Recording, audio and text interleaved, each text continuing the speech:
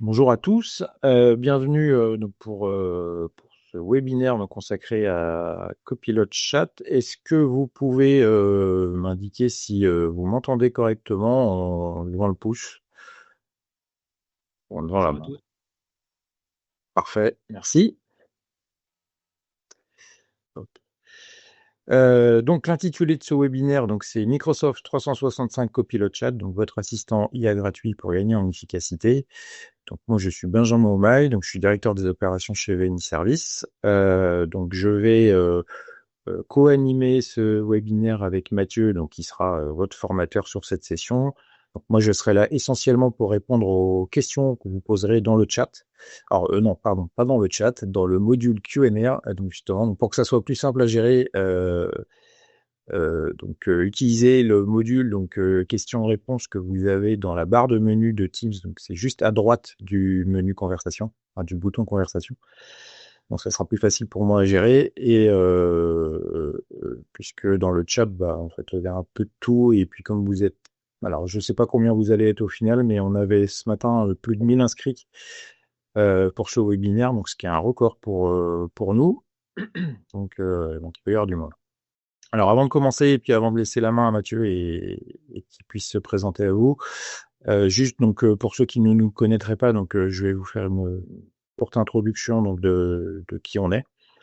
Donc ENI, c'est un groupe dédié à la formation informatique. On existe depuis 1981.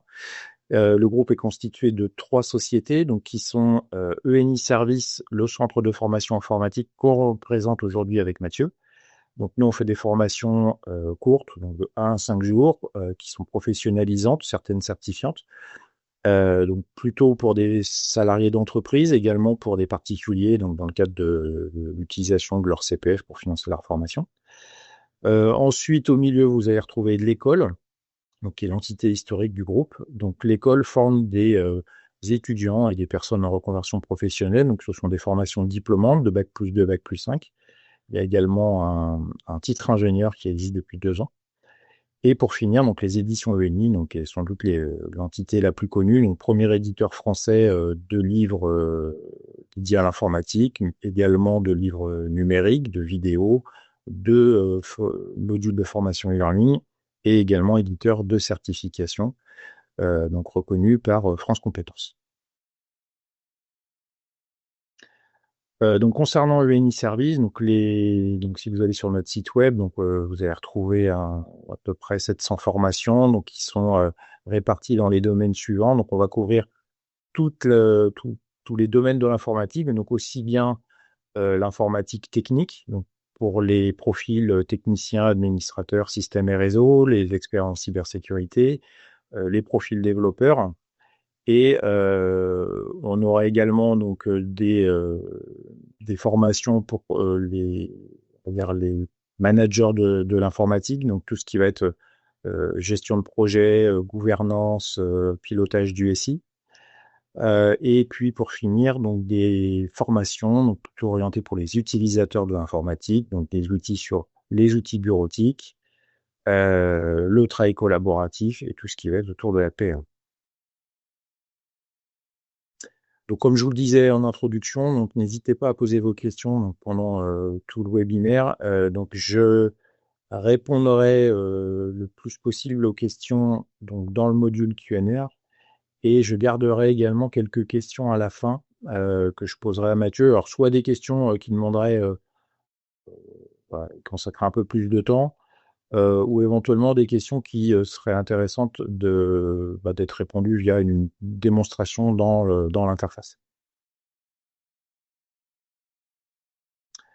Donc ça, j'y reviendrai à la fin. On vous partage ici un QR code. Je vais également vous copier-coller l'URL correspondante pour ceux qui voudraient y accéder. Donc ça, je vous le copie-colle dans le module de conversation.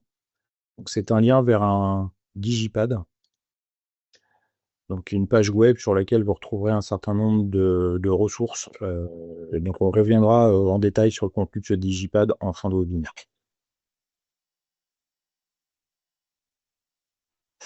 Voilà, Mathieu, je te laisse la main. Et puis, je vous souhaite à tous un très bon webinaire. Merci Benjamin. Bonjour à tous, donc je me présente Mathieu, formateur technique chez Uniservice depuis 3 ans maintenant. Je travaille sur les technologies Microsoft 365 Cloud, donc depuis une dizaine d'années maintenant. Avant, je travaillais en ESN ou pour le compte de mes clients, donc je déployais et je maintenais les infrastructures M365. Je suis certifié MCT, formateur officiel Microsoft, et certifié donc Microsoft 365 administrateur expert. J'ai également des certifications sur la Power Platform et plus particulièrement sur Power Apps, Power Automate et Copilot Studio, donc des outils pour développer des solutions un petit peu plus personnalisées donc dans notre environnement Microsoft 365. Et bien sûr, donc depuis peu maintenant, depuis que Copilot est sorti, je donne des formations à la fois pour les utilisateurs finaux et pour les équipes techniques également. Alors, au programme, on va parler de Copilot Chat. Qu'est-ce que c'est? Ses principaux avantages pour les utilisateurs professionnels, les bonnes pratiques pour écrire des prompts efficaces. On va parler aussi de la sécurité et de la protection des données, bien entendu. Où et comment accéder à notre Copilot Chat. Et puis, les différences entre la version gratuite et la version sous licence. On verra notamment plus particulièrement le petit curseur mode travail ou mode web et quelques cas d'usage pratique. On verra donc, on naviguera un petit peu dans l'interface pour voir comment elle se situe, que ce soit la navigation, les bibliothèques de prompts, des suggestions, la gestion des fichiers, etc. Et puis après, des cas d'usage pratiques au quotidien pour résumer des documents, générer du contenu, organiser ses idées, analyser des fichiers, etc., etc. Alors, qu'est-ce que Copilot Chat?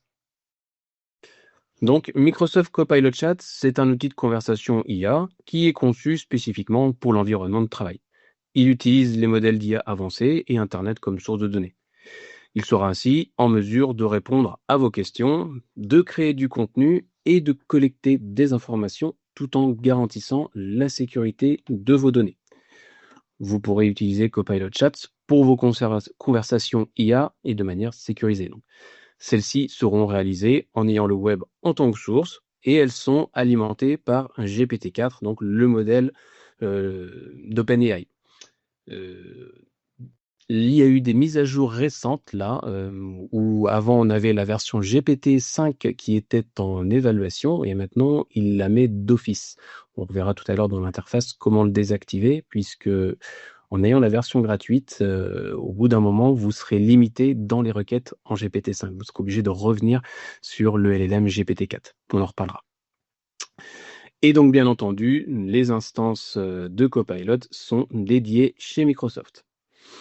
Donc, le Copilot Chat, il est gratuit. Pour y être éligible, il suffit que votre entreprise dispose d'un environnement Microsoft 365 et que les utilisateurs disposent d'une licence de type Microsoft 365 Business, Enterprise ou Éducation, et bien d'autres. Cette liste n'est pas exhaustive, mais elle correspond aux licences les plus usitées en France. Les principaux avantages. L'intégration de Microsoft Copilot Chat, même sans licence sur Microsoft 365, offre de réels avantages donc aux professionnels. Cet outil facilite la rédaction d'emails, la création de comptes rendus, la recherche d'informations, l'analyse de documents qui pourront être chargés dans la conversation à partir de OneDrive ou de SharePoint et la génération de contenus originaux de qualité. Ainsi, l'utilisateur peut se permettre de se concentrer sur les tâches à plus forte valeur ajoutée.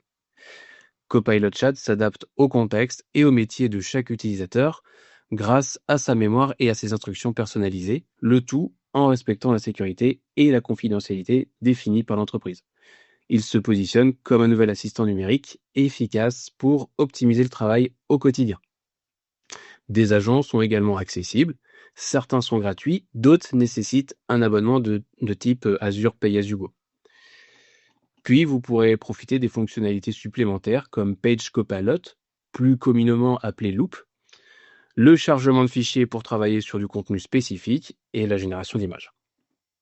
Et si vous possédez une licence Microsoft 365 Copilot, votre Copilot Chat sera en mesure d'accéder à vos conversations Teams et vos conversations par email, ainsi que vos documents présents sur OneDrive ou SharePoint. Alors ça, attention, Il y a une mise à jour notamment ce week-end et on commence à apparaître quelques nouvelles fonctionnalités où effectivement, je l'ai testé ce matin, notre Copilot, même sans licence, commence à pouvoir résumer des emails sur Outlook. On en reparlera tout à l'heure.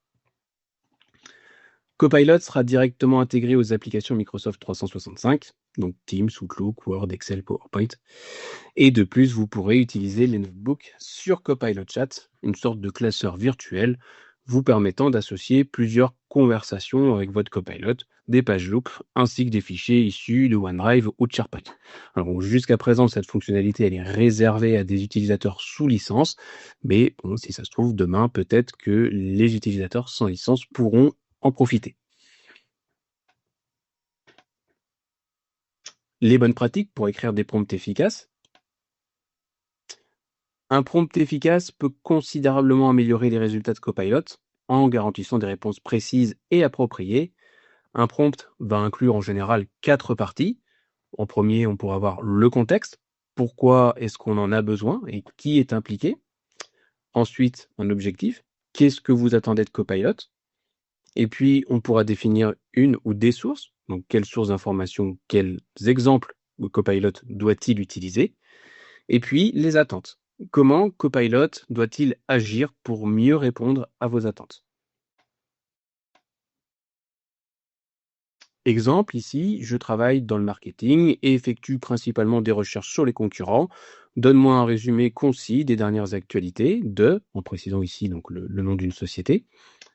Concentre-toi sur les articles web des 2 derniers mois. Fournis la réponse en 2 à 3 paragraphes et utilise un ton professionnel. Donc, dans cet exemple, on commence par le contexte. Pourquoi est-ce que j'en ai besoin? Qui est impliqué? Donc ici, je travaille dans le marketing et j'effectue principalement des recherches sur les concurrents. Ensuite, un objectif. Quelle réponse attendez-vous de Copilot?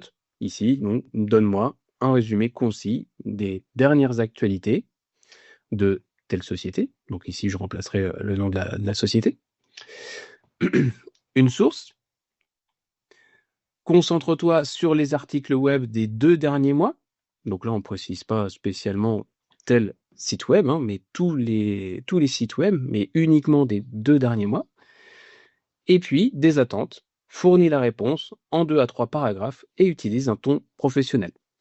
Donc voilà, comment est-ce qu'il doit répondre pour satisfaire mes attentes? Pour être plus précis, j'aurais pu aussi rajouter une longueur, 2 à 3 paragraphes de 300 mots maximum, par exemple. D'une manière générale, il faut être précis, indiquer à Copilot le sujet, le ton et la longueur souhaitée. Utiliser un ton conversationnel, parler naturellement comme si vous étiez dans une conversation avec un vrai collègue. Ah, ça tombe bien, un Copilot fonctionne avec des conversations, comme n'importe quel chat, donc il faut en profiter. Donner des exemples, là encore, comme pour vos collègues, on comprend mieux avec des exemples, l'IA c'est pareil. Demandez l'avis de Copilot aussi, ça permet à Copilot de mieux répondre à vos attentes. Écrivez clairement, respectez la grammaire, la ponctuation pour améliorer la qualité des réponses. Relisez les réponses pour corriger d'éventuelles erreurs. L'IA n'est pas infaillible, il faut vérifier systématiquement tout ce qu'elle vous écrit. Apportez du contexte, fournissez des détails pour des résultats plus précis. Soyez courtois, un langage respectueux favorise une meilleure collaboration. N'hésitez pas à affiner vos requêtes, les ajuster pour que le résultat soit le plus optimum possible si toutefois il ne vous satisfait pas. Et puis surtout, à ne pas faire, et il faut éviter d'être vague, d'utiliser une langue évasive et il faut être le plus clair possible. Ne demandez pas du contenu inapproprié ou contraire à l'éthique. Évitez d'utiliser de l'argot ou du jargon, ça peut amener Copilot à donner des réponses de faible qualité ou inappropriées ou non professionnelles. Évitez de donner des instructions contradictoires, ça peut dérouter l'IA et entraîner des réponses de qualité inférieure. Évitez d'interrompre aussi ou de changer brusquement de sujet dans une même conversation, cela pourrait perturber le processus d'écriture de Copilot. Si vous voulez basculer vers un nouveau sujet, privilégiez une nouvelle conversation, sachant que tout l'historique de conversation avec votre Copilot est conservé, vous pourrez revenir sur une conversation passée par la suite. la sécurité et la protection des données. La protection des données d'entreprise garantit que les données de votre organisation sont sécurisées et qu'elles restent privées et conformes lors de l'utilisation des services Microsoft 365. Et donc, Copilot Chat, c'est pareil. Vous pouvez donc échanger des données incluant la propriété intellectuelle de l'entreprise au sein des conversations avec votre Copilot en toute sécurité. Et notamment, vous avez du chiffrement et de l'isolation des données. Donc, les données sont chiffrées lorsqu'elles sont en transit et au repos. On a de la confidentialité. Vos données restent privées. Elles ne sont pas utilisées pour entraîner les modèles d'IA de Microsoft. On a du contrôle d'accès. Copilot respecte les droits d'accès donnés aux utilisateurs sur les différentes ressources par votre équipe IT. Mais aussi, si vous avez implémenté des étiquettes de confidentialité, des stratégies de rétention, eh bien, Copilot les respecte également. Et puis, de la conformité régionale, vos données, bien entendu, restent dans la région géographique où se situe votre data center. Où et comment accéder à Copilot Chat? Donc, pour accéder à Copilot Chat, il faut bien sûr être authentifié avec votre compte professionnel. Et donc, vous pourrez accéder au Business Chat de plusieurs manières. Donc, depuis un navigateur Internet récent, comme Edge, Chrome, Firefox, par exemple. Mais aussi depuis Outlook, que ce soit donc sur l'application lourde ou l'application web. On peut accéder à Copilot Chat depuis Teams également. Même principe, depuis l'application lourde ou depuis l'application web. Et puis, sur smartphone, vous avez aussi une application mobile. Donc là, bien sûr, il faudra aussi être authentifié. Donc, par exemple, ici, je suis sur Chrome. Je suis authentifié ici avec un utilisateur d'entreprise, un utilisateur test, mtest@eni.fr, où j'ai accès à Copilot Chat ici. Donc, m365.cloud.microsoft/chat. Où ici, j'ai un petit bug depuis ce matin où il ne m'affiche plus notamment mes conversations, mes historiques de conversation et mes agents. Sur mon Outlook, je vais pouvoir aussi y accéder de différentes manières. Je vais l'avoir ici dans ma liste d'applications, où là, pour le coup, j'ai bien mes agents et mes historiques de conversation. Ici, j'ai pas de bug d'affichage. Si vous n'avez pas votre Copilot dans la barre de navigation, ici, vous pourrez venir ajouter l'application Copilot en passant par ici. Dans les emails aussi, je vais pouvoir retrouver mon Copilot ici, sur mon Outlook.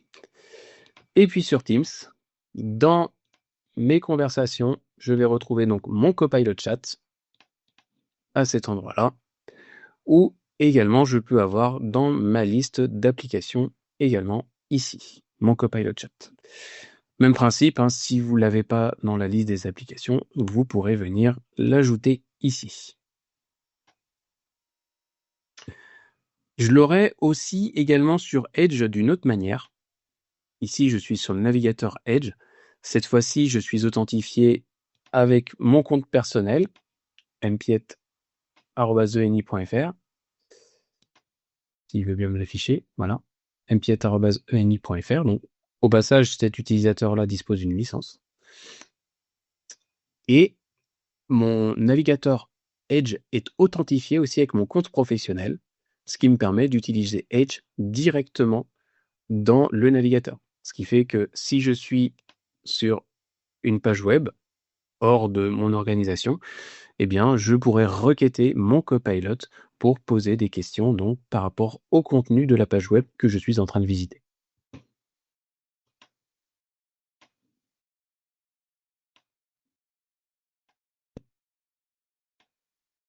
Les différences entre Copilot Chat, donc la version gratuite, et la version sous licence. Ici, ce tableau présente une synthèse des points évoqués donc précédemment.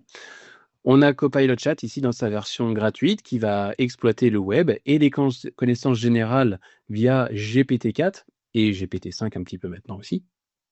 Tandis que Microsoft 365 Copilot repose, lui, sur les données professionnelles, ici issues de votre environnement Microsoft 365. La version gratuite permet la création d'agents simples, alors que la version payante propose des fonctionnalités plus avancées, notamment sur l'utilisation des sources de connaissances donc basées sur SharePoint. Il convient de noter que l'accès à ces sources est quand même possible avec la version gratuite, sous réserve de disposer d'un abonnement Azure Pay As You Go. Donc c'est ici représenté sur la slide par le petit triangle dans le tableau. Par ailleurs, dans sa version sous licence, Copilot s'intègre pleinement aux applications Office. Donc en résumé, la version gratuite répond essentiellement à des besoins généraux, tandis que la version 365 sous licence offre une personnalisation un peu plus intelligente fondée sur les données internes, garantissant ainsi une expérience utilisateur enrichie et plus productive.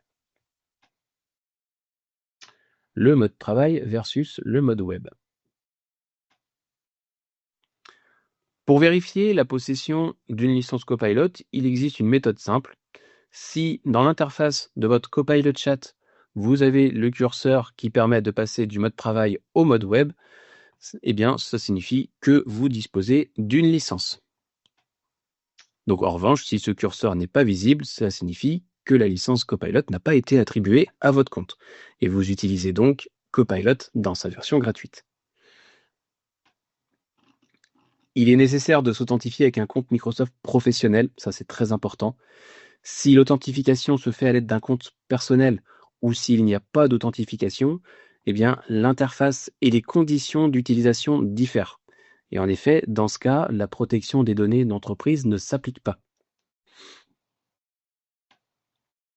Le mode travail, lui, va être réservé donc aux détenteurs d'une licence Copilot, leur permettant de requêter leurs emails, conversations Teams, réunions, OneDrive, SharePoint, et d'effectuer des recherches sur le web. Pour toute requête ne nécessitant pas l'accès aux données professionnelles, privilégiez le mode web, afin d'éviter les biais.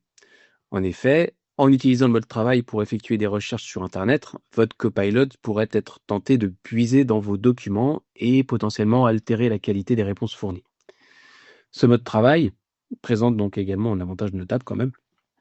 En effet, lorsque vous soumettez une requête à votre Copilot en lui fournissant certaines sources, comme des courriers ou des fichiers sur OneDrive par exemple, il ne se limite pas uniquement aux informations que vous avez transmises. Il va effectuer des recherches complémentaires afin d'identifier d'autres éléments susceptibles de vous intéresser auxquels vous n'auriez pas pensé, ce qui constitue une réelle qualité en matière de recherche. Toutefois, donc, cette démarche peut parfois ne pas répondre entièrement à vos attentes, donc à l'inverse, utilisez le mode web. Là, votre Copilot n'effectuera aucune recherche sur votre environnement professionnel de manière autonome. Il s'appuiera uniquement sur les informations que vous lui aurez explicitement fournies via le prompt. Donc, effectivement, si je reprends ici mon utilisateur Mathieu Test qui n'a pas de licence, bien effectivement, le petit curseur travail versus web n'existe pas. Et en revanche, pour mon utilisateur Mpiet qui lui a une licence, ici j'ai bien le curseur.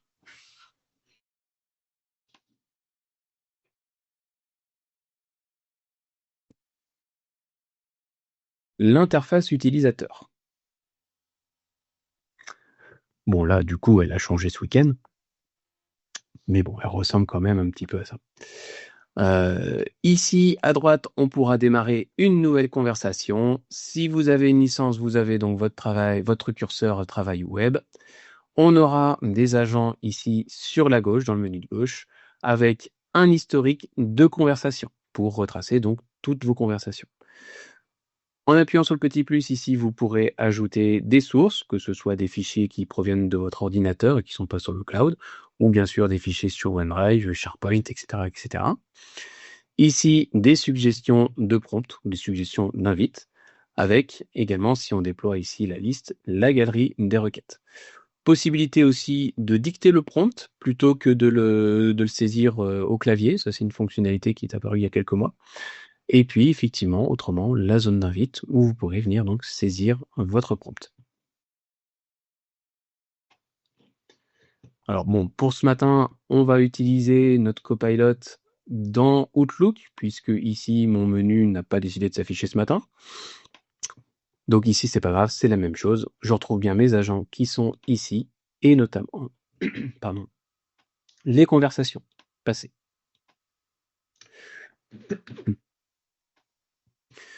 Avec la possibilité donc de lister tout l'historique. Cet historique est jamais supprimé.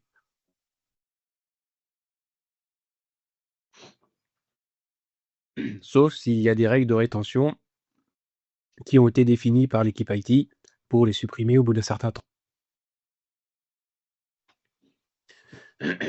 J'ai la possibilité ici de cliquer ici pour créer une nouvelle conversation. Notre GPT-5 qui est actif par défaut maintenant, donc je vous conseille de le désactiver. Puisque au bout d'un moment, de toute manière, il le plus si vous le requêtez trop. Et puis, des suggestions d'invites, où notamment je pourrais avoir une galerie de requêtes. Il y en a pas mal qui sont listées. Elles sont créées par Microsoft, donc bon, il y en a beaucoup, je vous invite à les consulter quand même. Heureusement, il y a des filtres qui sont possibles par type de tâche ou par service, et vous pouvez aussi filtrer par assistant. Si une requête vous intéresse, vous aurez la possibilité de l'enregistrer pour la mettre dans une sorte de bibliothèque de favoris que vous retrouverez ici, que vous serez donc en mesure d'utiliser après directement. Vous pouvez ajouter aussi vos propres prompts. Donc ici, par exemple, peux-tu me corriger l'orthographe, la grammaire et la conjugaison du texte suivant. Tac. Et je vais pas mettre mon texte pour l'instant, je vais envoyer le prompt comme ça. Donc forcément, Copilot va me dire oui, pas de problème, donne-moi le texte. Je vais repasser ma souris sur le prompt et je vais utiliser ici le petit bouton pour enregistrer la requête. Je peux lui personnaliser le nom et je l'enregistre. Et effectivement, je démarre une nouvelle conversation et dans ma galerie de requêtes, je vais retrouver ici la requête que j'ai enregistrée. Comme ça, je peux la réutiliser au quotidien sans avoir à la retaper.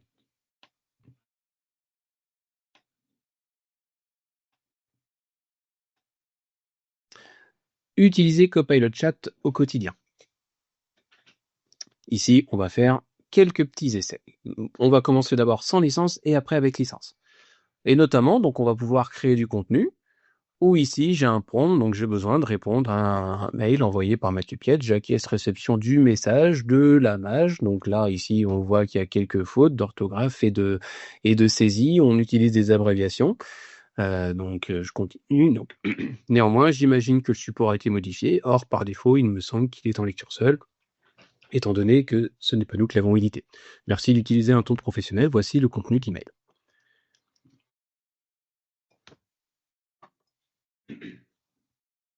On va se remettre un petit peu dans le contexte.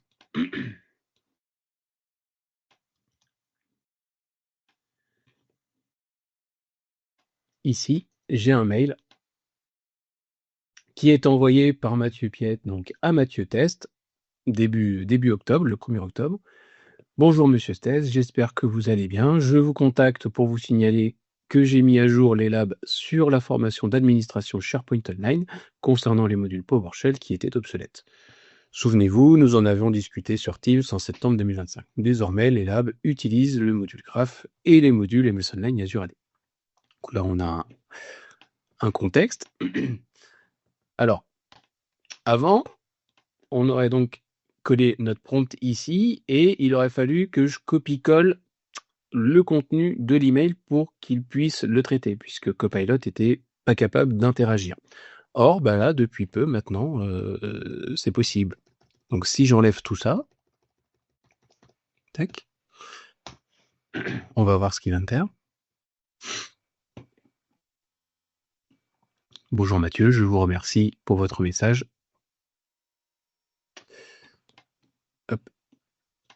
Ainsi que pour la mise à jour transmise. J'imagine que le support a été modifié dans ce cadre. Pour rappel, il me semble qu'il est en lecture seule par défaut, étant donné que nous ne sommes pas les éditeurs initiaux. Vous pouvez me conserver ce point. Voilà. Donc là, effectivement, il a été capable de reprendre le contenu. Il y a aussi un petit bouton qui est apparu ici, où on va avoir la capacité de résumer l'email et potentiellement tout le fil de conversation. Ça, avant, c'était des fonctionnalités qui étaient effectivement réservées à des utilisateurs sous licence. Bien maintenant, a priori, dans les versions gratuites, eh bien, c'est disponible. Bon, alors là, il me fait le résumé en anglais parce que mon navigateur internet est en anglais. Hein. Mais vous, si vous êtes en français, vous le faites en français, il n'y a pas de problème.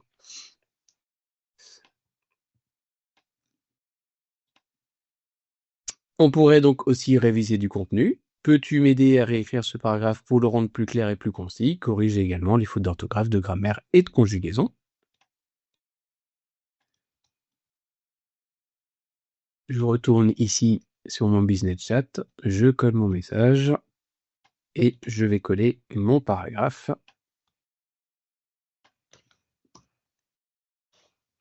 Bonjour Monsieur Piet, nous devons répondre à un appel d'offres de l'entreprise Metalinov, donc j'utilise des abréviations.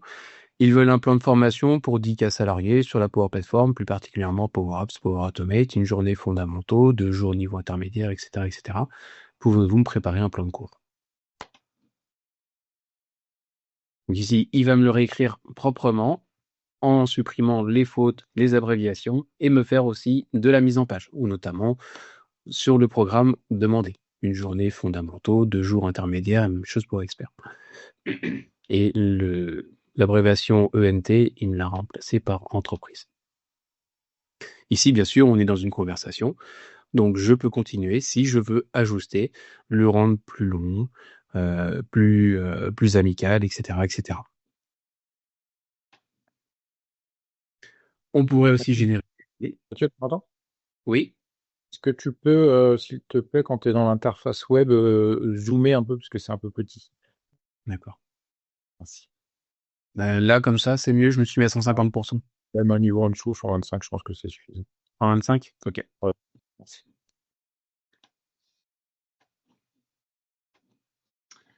On pourrait donc générer des idées.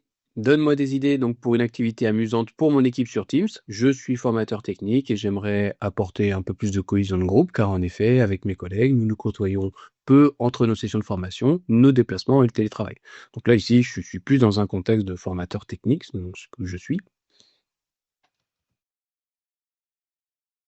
Je reprends ici une nouvelle conversation. Je désactive mon GPT-5. Voilà, bonne idée, merci. Ici, il va me proposer donc quelques idées. Il en a fait 6. Bon, c'est vrai que je ne vais pas préciser le nombre, hein, donc là, il a pris des initiatives. Des quiz interactifs, donc avec notamment Forms, Microsoft Forms ou Kahoot, intégrable dans Teams, pour créer un quiz sur des sujets variés, culture générale, tech, anecdotes, etc. Ajouter quelques questions fun. Ou autrement, de vérité, un mensonge. Voilà, chaque participant partage 3 affirmations sur lui, de vrai, une fausse, etc. Des escape games virtuels, des défis de photos, des mini démos techniques inversées. Chaque membre présente en 5 minutes une astuce ou un outil qu'il aime, pas forcément pro, voilà, pour faire du partage de connaissances dans le but. C'est convivial. Un jeu du qui est, etc., etc. Là encore, bien entendu, on est dans une conversation. Je pourrais lui demander, ici, il me propose un quiz technique, des idées d'escape game, ou si je veux d'autres idées, je pourrais donc bien sûr lui demander.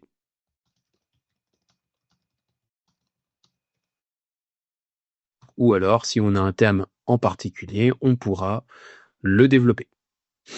Voilà, des activités ludiques, un bingo, des challenges, etc., etc.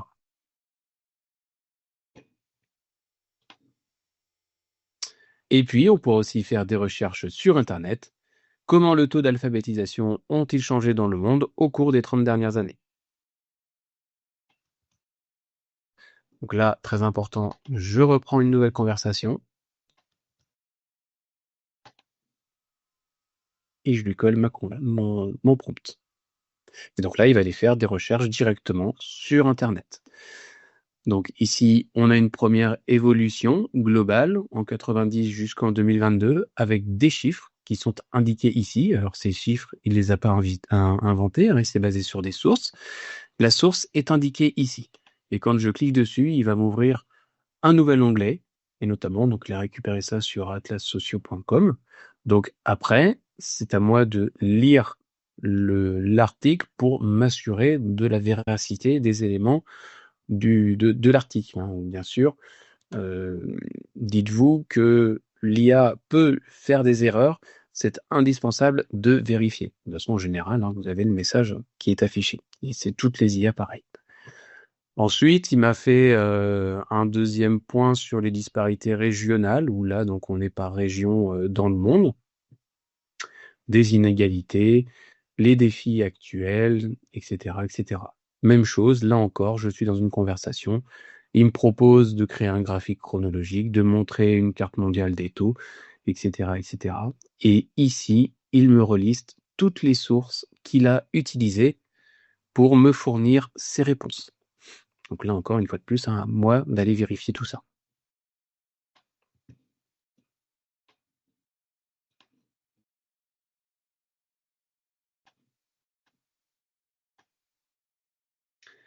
Et puis, on va analyser et comparer et tirer des conclusions. Ici, dans ce prompt, aide-moi à analyser et comparer ces deux candidats que je viens de présélectionner. En effet, mon entreprise Techinov Conseil propose un poste de product owner, chef de projet junior à Toulouse, visant à gérer des projets de transformation digitale dans le secteur des assurances santé et un suivi personnalisé. Des perspectives d'évolution, bien entendu, une entreprise valorisante, RSE, égalité, bien-être au travail, etc., etc. Diplôme Bac+5 requis, bon niveau d'anglais et une première expérience en gestion de projet ou agile appréciée. Donc là, je vais me baser cette fois-ci sur des fichiers.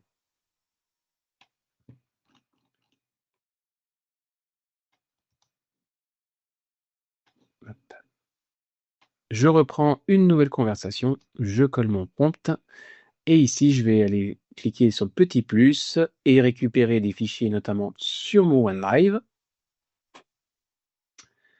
à savoir l'offre d'emploi, et puis j'ai présélectionné le CV de Jean Dupont et de Sophie Martin. Donc ces trois fichiers, je vais les joindre à mon compte. Et j'envoie. Puis pendant qu'il rédige, on peut effectivement cliquer sur le fichier Word pour consulter l'offre d'emploi, qui fait 3 pages, hein, donc assez longue.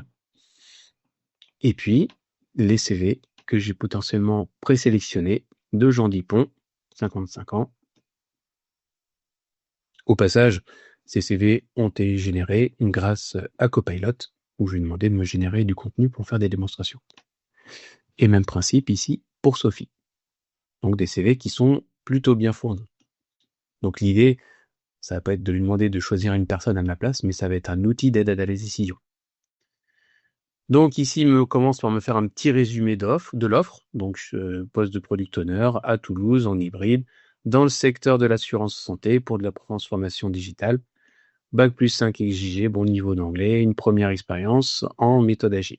Soft skills, valeurs, perspectives, etc. Le premier candidat, Jean Dupont, 55 ans, master en informatique, 30 ans en gestion de projet IT, principalement dans le secteur mutuel et santé. Donc, ces différentes missions qu'il a effectuées ici. Donc, il a une forte expertise dans le domaine de la santé et de la transformation digitale. Les différentes compétences qu'il a, notamment de la méthode agile. Français natif, anglais courant. Les points forts, donc connaissances approfondies dans le secteur de la santé, leadership et pilotage projet.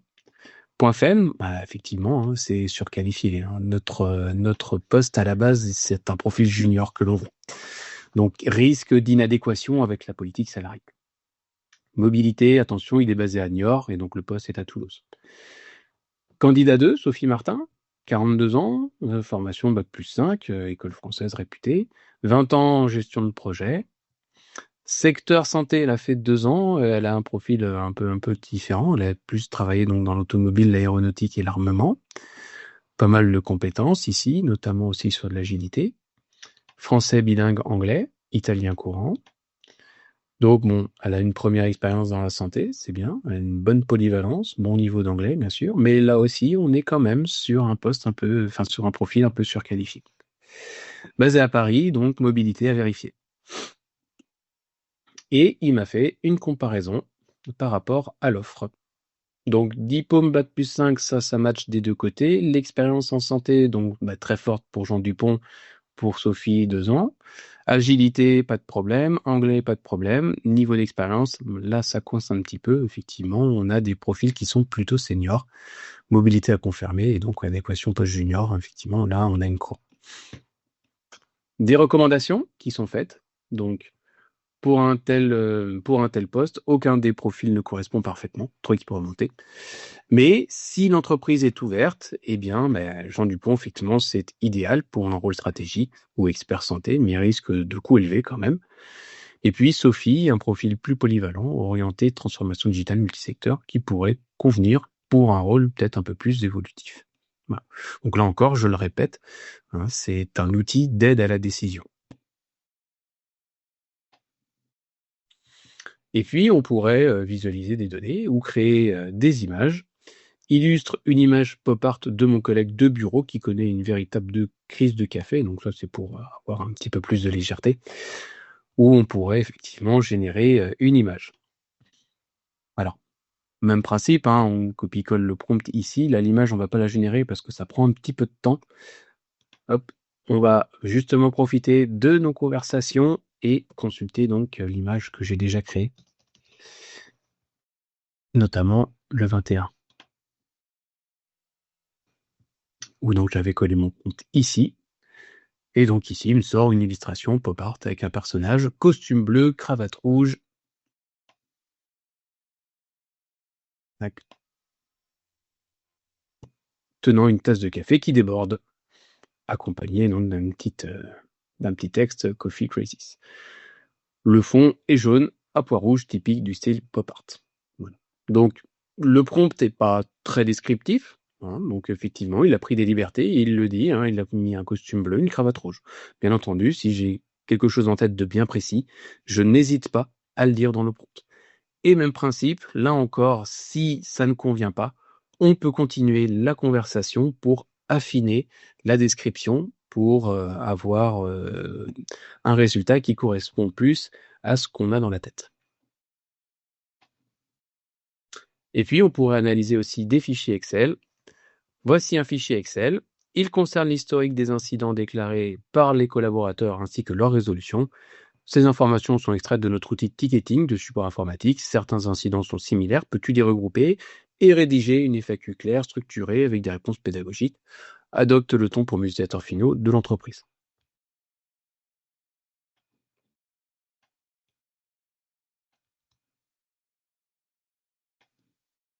On part là aussi sur une nouvelle conversation.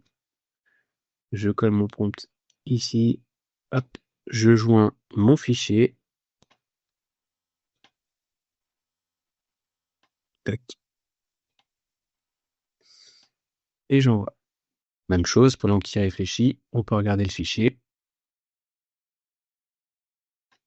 Numéro de ticket, statut du ticket, le nom du ticket, le nom de la personne qui l'a prise en charge, date de prise en charge, créé par, créez-le, la description longue du ticket et sa résolution et commentaire.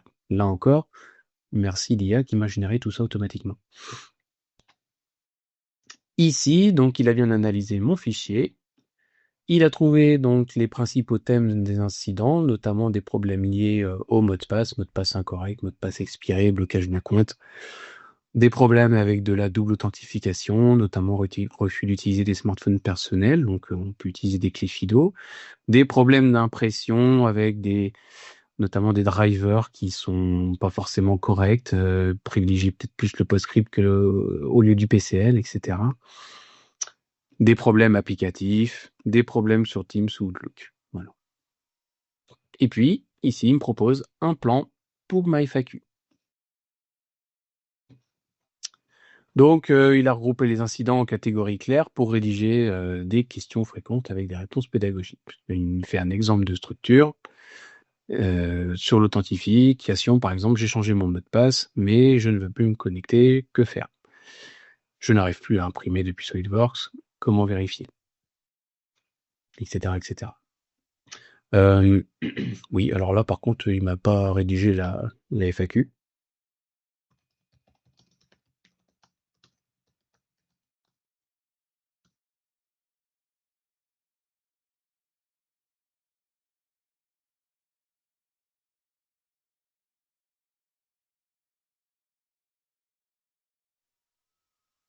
Ça, c'est mieux. Mot de passe et authentification. J'ai changé mon mot de passe, mais je ne peux plus me connecter. Que faire? Donc, vérifier que le verrouillage majuscule et le verrouillage numérique n'est pas activé. Mon compte est bloqué, comment le débloquer, etc., etc. Quelles sont les règles pour créer un mot de passe valide? Donc, minimum 16 caractères, incluant majuscule, minuscule. Je ne veux pas utiliser mon smartphone pour la double authentification. Quelle alternative? Demandez à votre responsable une clé FIDO2, solution officielle. Ces clés sont disponibles dans chaque service pour les collaborateurs. Là aussi, pareil, des problèmes sur l'impression, où il y avait notamment des problèmes avec le pilote d'impression, donc PS recommandé au lieu du PCL, etc., etc. Et là, bien entendu, je peux profiter, une fois de plus, de la conversation pour la compléter, l'ajuster, la corriger s'il y a des erreurs, ou la générer tout simplement comme j'ai dû le faire, puisque il m'a dit qu'il allait en faire une, mais qu'il ne l'avait pas fait.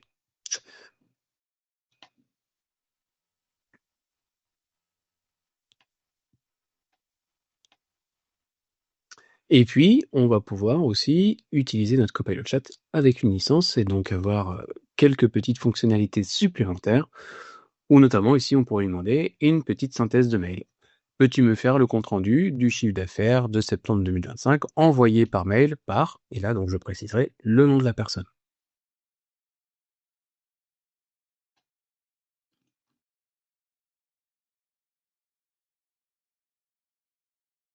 Donc là, cette fois-ci, je vais basculer sur mon compte qui possède une licence et je me mets bien dans le mode travail, puisque je vais avoir besoin d'accéder à mes emails. Et en l'occurrence, ici, je vais mettre un /mtest qui va me permettre de récupérer le nom de la personne. Voilà, donc et automatiquement, il va venir aller dans ma boîte mail et filtrer tous les mails de Mathieu Test qu'il m'a envoyés en septembre 2025.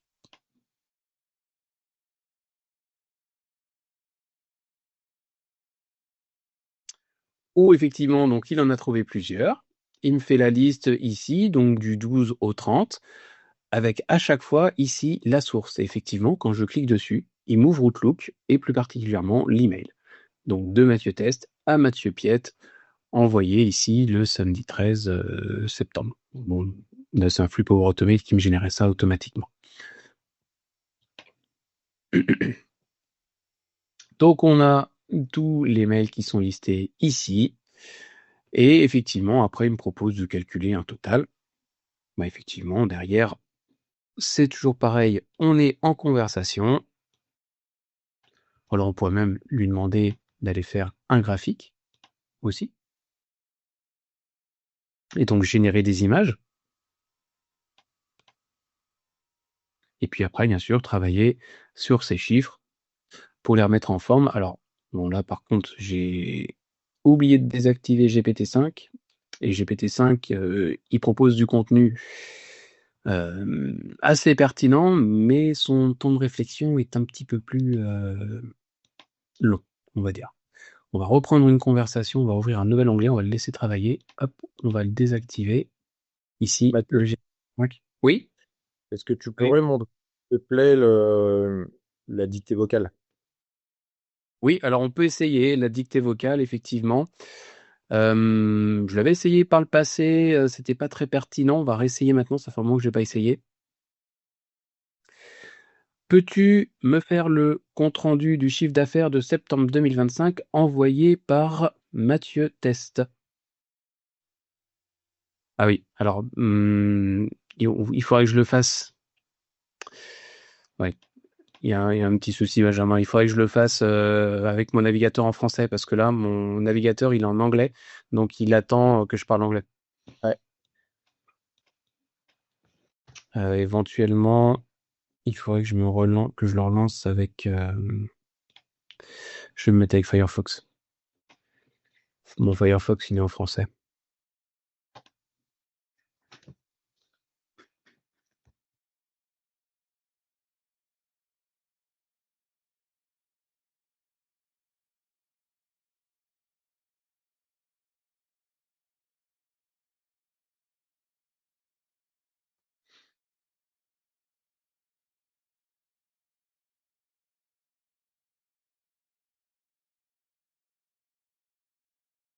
Tac.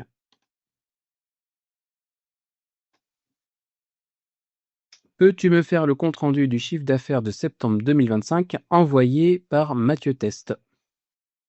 Voilà, c'est nettement mieux. Hop.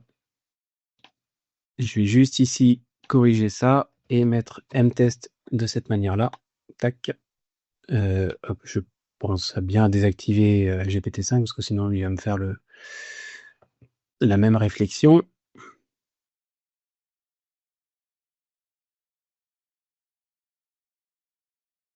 Tac. Il me retrouve les emails.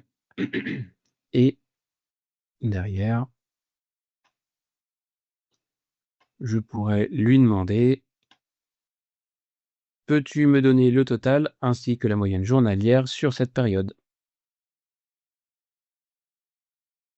Et j'envoie. Ou effectivement, rapidement, il est capable de me faire le total et la moyenne. Et si je reviens ici, voilà, ici il a terminé le graphique pendant ce temps-là.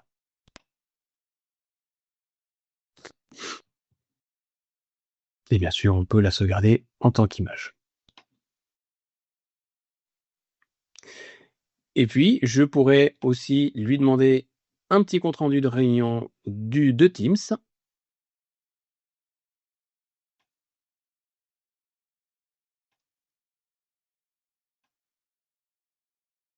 Je vais reprendre une nouvelle conversation. Je désactive mon GPT-5. Hop. Tac. Et là, même principe, la réunion, je vais aller la chercher en faisant un slash le nom de ma réunion. Il veut pas. On va aller la chercher comme ça, sinon. Hop. Dans les meetings. Hop. Voilà, ici. Alors bien sûr, ça je peux le faire directement sur Teams aussi, hein, si je veux. Voici un compte-rendu, donc les informations générales, l'organisateur, les participants, la date, donc vendredi dernier, transcription disponible, hein, ça effectivement c'est indispensable. Les points clés abordés, donc la mise à jour des laboratoires sur SharePoint, donc Mathieu Test a demandé si tout était conforme. Mathieu Piette a confirmé que oui. Les labs A et B contenant les commandes PowerShell qui étaient obsolètes, donc module Azure AD et MS Online, ont été remplacés par le module Craft. Alors ça, ben voilà, ça c'est une petite erreur. Et ça, bon, c'est pas la faute de du compte rendu qui vient de le faire, mais dans le transcript, j'ai pas articulé suffisamment, je pense. C'est pas Craft ici qu'il faut lire, mais c'est Graph, le module Graph. Donc pour ça, c'est très important de bien relire et potentiellement y adapter, y corriger quelques petites choses. Voilà. Les contraintes d'accès, la clôture, etc. Et les ressources liées, bien entendu. Ici, je pourrais cliquer ici sur la réunion pour ouvrir Teams et consulter plus de détails si besoin.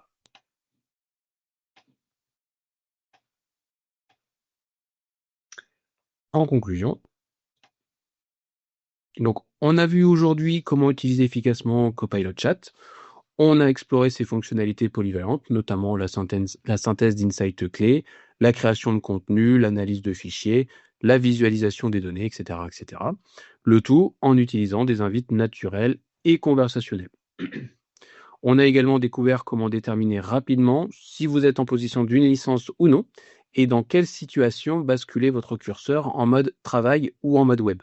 Le tout donc pour une utilisation en toute confiance dans le cadre de la protection des données de l'entreprise.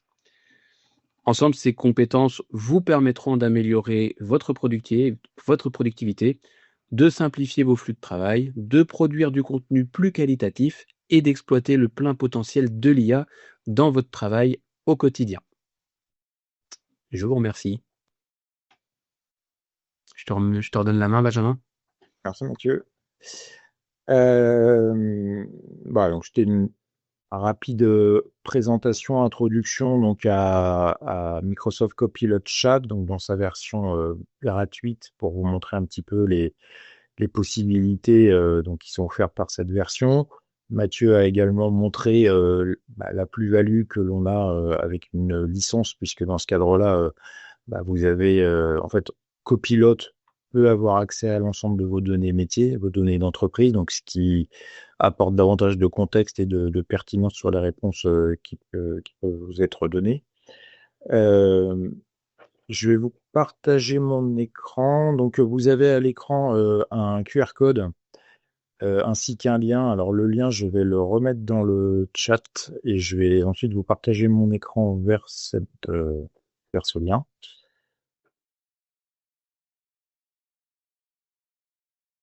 Hop, je viens de le partager et je vais partager mon écran. Donc, c'est un Digipad, donc c'est une page web sur laquelle on voit mon écran, Mathieu? Oui, c'est bon, on voit tout l'écran, oui.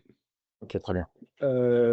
Donc, première chose, donc si vous pouvez, s'il vous plaît, prendre voilà, 2 minutes pour répondre à notre questionnaire de satisfaction, c'est important pour nous voilà, de savoir tout simplement ce que vous avez pensé de ce du contenu qu'on vous a proposé. Ça nous intéresse aussi, il y a une question à la fin dans laquelle vous pouvez également exprimer des souhaits sur des prochains thèmes de webinaire qu'on pourrait vous proposer. Donc voilà, donc merci de renseigner ce questionnaire. Donc au-delà du contenu de ce matin, donc si vous souhaitez vous continuer à apprendre, à vous former, donc deux possibilités.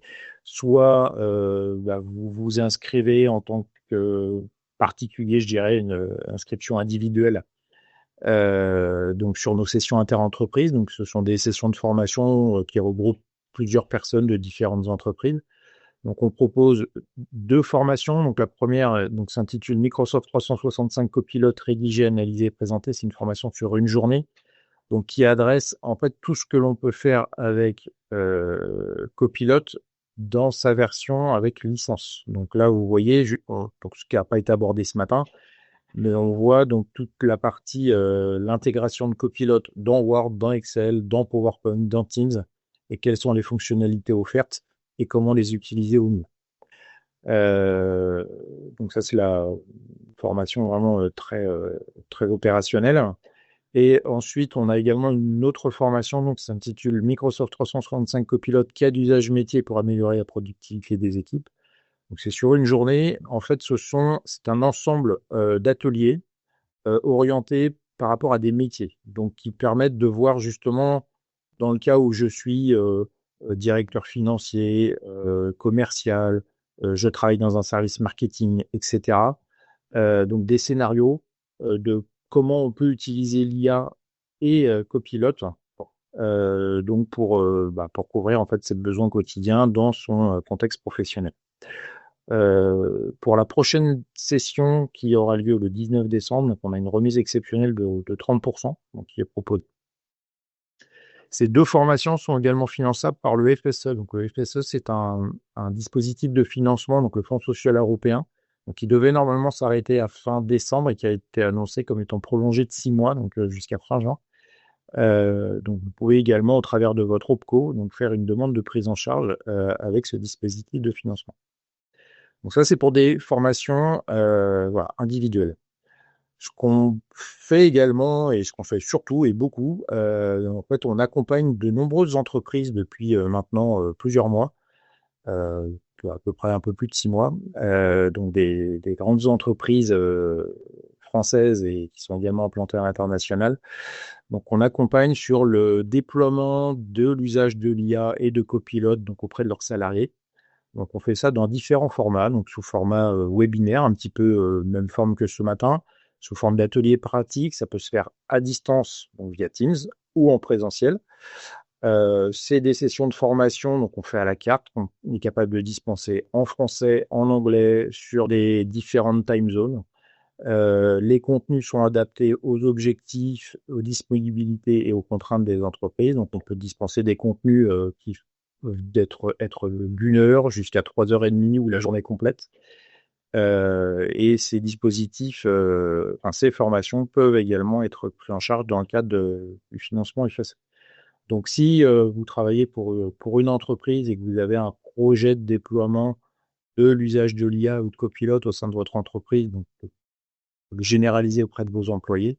Donc, n'hésitez pas à nous solliciter. Donc, c'est un sujet sur lequel on a développé une réelle expertise et on a déjà formé plus de 1700 personnes donc en moins d'un an sur ce sujet-là auprès de grandes entreprises.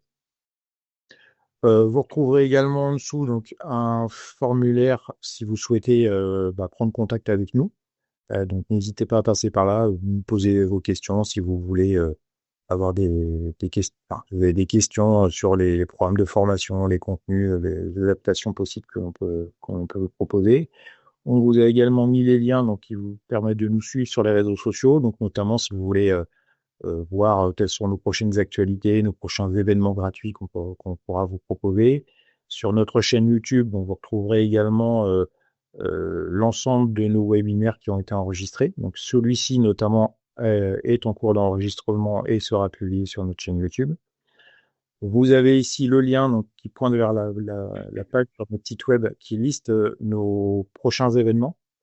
Donc le prochain d'ailleurs sera au mois de décembre, donc il sera dédié à Microsoft Azure, donc ça sera un webinaire technique. Donc il sera sur la création d'une machine virtuelle pour héberger un site web. On vous a également mis les ressources qui sont proposées par les éditions ENI, donc au travers de livres et de vidéos, donc sur le sujet copilote. Voilà, vous avez les liens ici. Donc vous avez des livres des livres et des vidéos, donc à la fois sur la version gratuite de Copilote et sur la version sous licence, donc avec l'ensemble des fonctionnalités offertes dans ce cadre-là. Et puis donc Mathieu ce matin m'a fait également ajouter un certain nombre de liens utiles.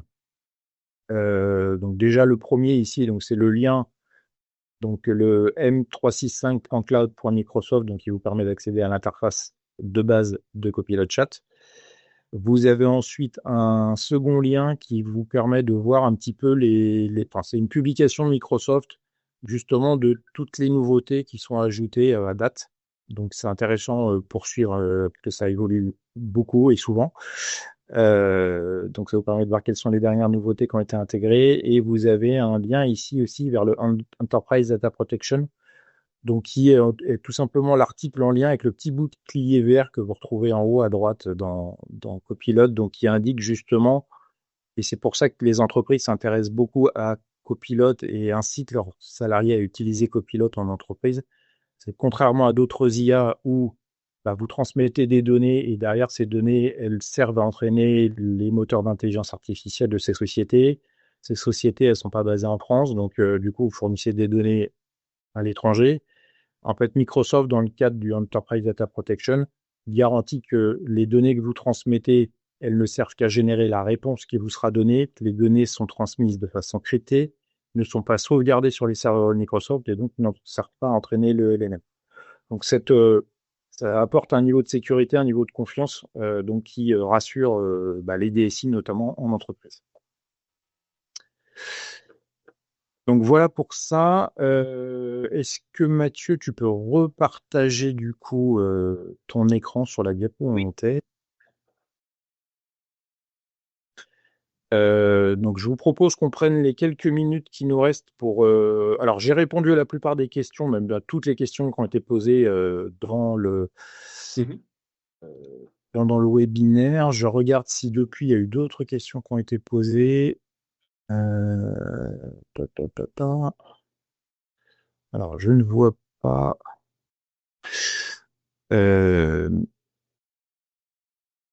Alors, est-ce que j'en ai un QR?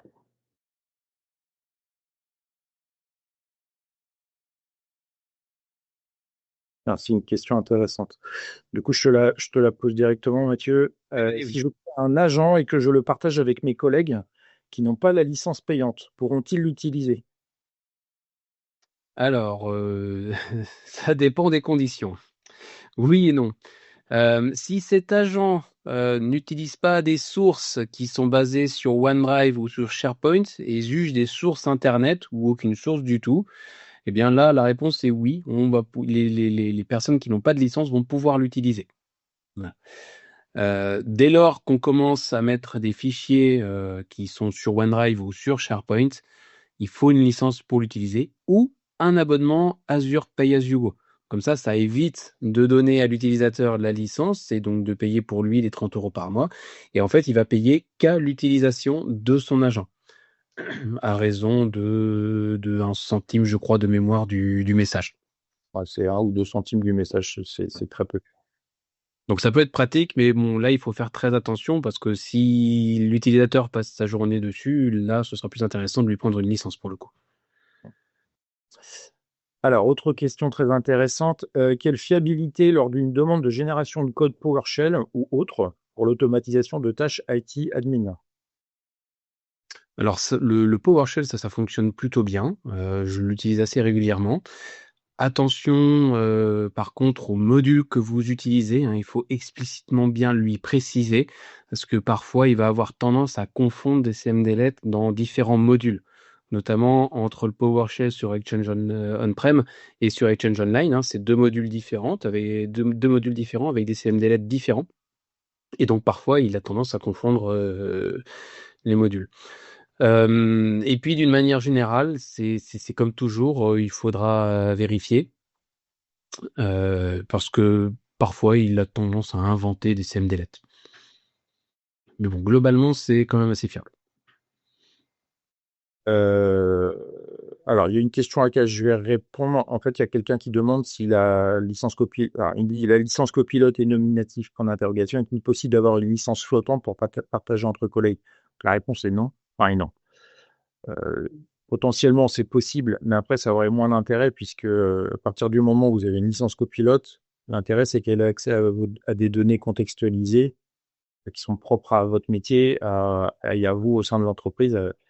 Donc, si vous la partagez avec plusieurs personnes, bah, en fait, il va vous répondre des choses qui sont. Alors, à moins que vous ayez également un compte Microsoft 365 partagé avec des boîtes mail partagées, etc. Là, ça peut avoir du sens. Mais si vous avez à la base des comptes Microsoft 365 qui vous sont propres, il faut que vous ayez une licence copilote qui vous soit également propre à chacun. Sinon, ça n'a aucun sens. Euh, Est-ce que Mathieu, tu peux nous expliquer ce que sont les agents, le principe de base des agents? Oui, alors les agents, ils vont vous servir un petit peu à venir industrialiser vos tâches au quotidien. Alors on en a différents types. On a vraiment les agents de base que notamment une licence, un utilisateur sous licence, sans licence, pardon, pourra venir créer. Où ici, on va donc les avoir dans cette liste-là. Et lorsque vous allez venir créer votre agent, vous pourrez lui donner des instructions, donc des instructions qui sont propres à vous, et donc l'agent sera influencé donc par ces instructions. Ou notamment, hop, voilà ici, configurer, je vais lui mettre un nom, une description, et ce qui va être très important, ça va être ici de donner les instructions. Ces instructions donc qui permettront de réaliser des tâches de rédaction, utilisant donc forcément les connaissances de l'IA et puis potentiellement les sources que vous pourrez indiquer ici. Donc des sources de sites web, où donc par exemple vous pouvez indexer un catalogue d'un site web marchand pour pour poser des questions par rapport à tous les produits qui sont listés ici. Vous pourrez y mettre donc bien entendu des fichiers qui sont sur OneDrive ou sur SharePoint, mais là du coup ça nécessitera des licences. Ici, par exemple, j'ai un agent Légifrance qui a comme base de connaissances le site web de Légifrance et qui permet donc de poser des questions au niveau plutôt RH. Ça, c'est un agent qui est plutôt dédié RH. Ou ici, par exemple, j'utilise des prompts. Bien sûr, je vais pouvoir enregistrer des prompts aussi, hein, comme j'ai pu le montrer tout à l'heure. Peux-tu me donner ici, s'il te plaît, la grille de salaire en précisant ici le nom du secteur et la région? Où là, effectivement, derrière, il va se sourcer exclusivement sur Légifrance. Donc là, c'est vraiment pour avoir des réponses en utilisant des sources fiables et officielles. Après, vous pourrez avoir des agents un petit peu plus évolués qui vont notamment réaliser des actions où ils seront capables d'aller requêter des bases de données et même écrire dans des bases de données et puis s'exécuter aussi de manière autonome en fonction d'un événement qui se produit sur votre environnement dans une base de données. Dès qu'on a un enregistrement qui est créé, eh bien je peux exécuter un flux pour Automate, un Copilot Studio, pardon. Dès que Dès que j'ai un email qui arrive, eh bien là aussi, je peux déclencher un agent qui va donc récupérer l'email et qui va potentiellement générer une première réponse. Voilà, derrière, on va pouvoir faire pas mal de choses. Ces agents-là donc sont un petit peu plus évolués et comme je le disais tout à l'heure en lapsus, ça utilise Power Automate derrière et notamment des connecteurs sur Teams, Outlook, OneDrive, SharePoint, etc. Et un agent, j'ai eu une question passée, est-ce qu'il est capable d'exécuter du script PowerShell ou du Python? Là,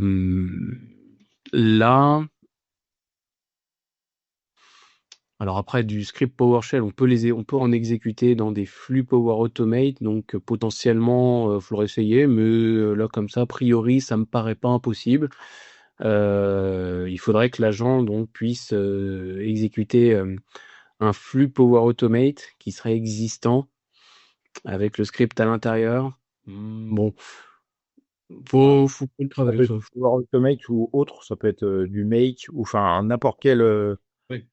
outil en fait ou service en ligne d'automatisation de processus et dans lequel vous avez des connecteurs qui permettent d'exécuter des scripts. Donc oui, c'est tout à fait possible.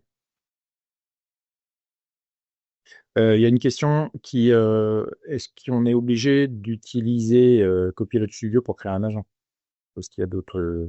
Alors, Copilot Studio, ça, c'est l'interface en low-code, no-code, donc vraiment interface graphique, très intéressante. Après, effectivement, si vous êtes développeur, vous pouvez utiliser les toolkits sur Visual Studio Code, en l'occurrence.